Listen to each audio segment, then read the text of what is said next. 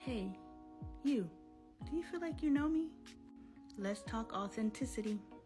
What's good, y'all? I'm Lonnie Appleton. If you have a couple of minutes, I have a couple of messages. A lot of people who don't know me in real life feel like they know me. Furthermore, a lot of people who know people in real life feel closer to me than they feel to the people they know in real life. Why do you think that is? Authenticity. You guys don't know me from Adam. I'm just some chick who popped up on your timeline and you're like, I kind of relate to what she's saying. But you don't only relate to what I'm saying, you relate to how I'm presenting. We are intuitive by nature. They tried to shut that intuition down by telling us it's the devil. But it's okay to trust your gut. The exact same things. When something inside of you is giving off alarms and letting you know something's going on, that's intuition. And we're all intuitive. The only difference is how connected are you to source.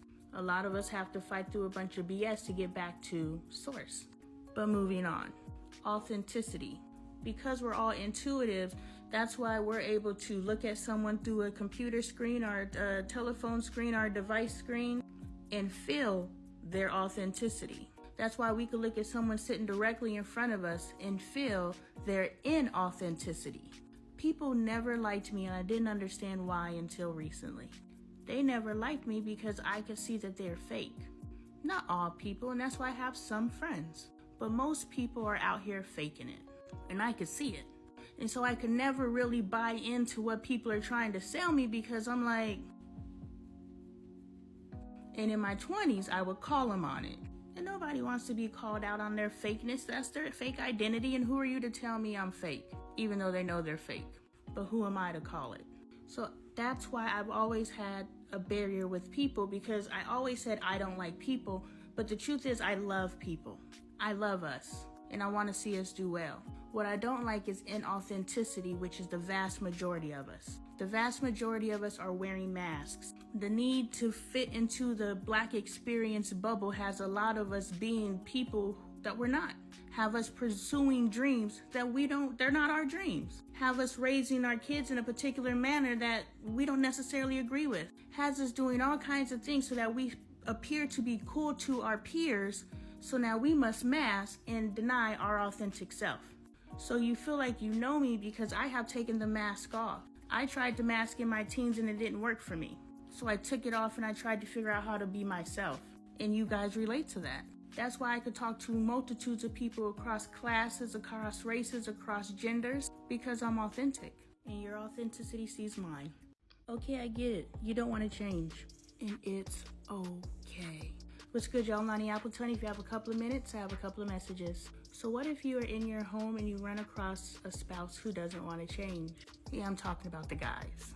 What if your spouse doesn't want to change? What if your boyfriend, your husband does not want to change the way that you guys approach each other and the way that you approach raising the children? All right, fellas, I'm talking to you. It's okay. You don't have to change. What you do have to do, though, is be willing to allow your spouse the space to raise the children in a way that is not going to mess them up. If you have a moment of truth with yourself, just for a split second, and admit to yourself that you're majorly f***ed up. And admit to yourself you're probably majorly f***ed up from your formidable years. How you were raised is definitely impacting the human you are today. Even your unwillingness to change is impacted probably from your youth. And that's okay. They're there now. They're there. I'm just messing with y'all.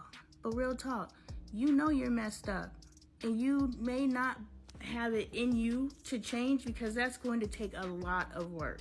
Self-evolution, thinking about everything out there that has evolved. That stuff didn't happen overnight.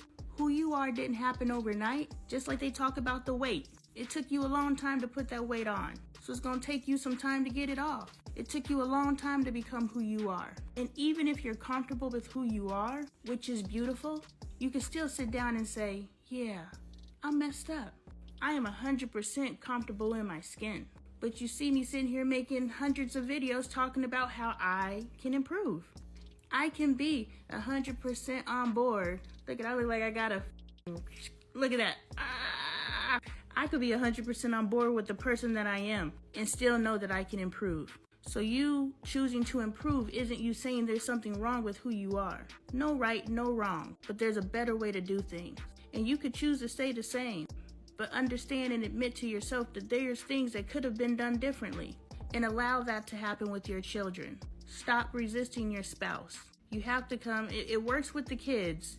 You can stay where you're at, just stop fighting your spouse. And you're gonna watch them kids and you're gonna see how those kids start gravitating towards the parent that is more lenient and understanding, who they can relate to. They're going to start bonding to. And you're gonna see that start happening, and maybe you'll switch your switch. But even then, that's your choice and it's okay. But do not take your children down with you. Allow them the space to be great. Now, the spouse relations, you're gonna have to change. Or you might lose your spouse. Because when you know better, you do better.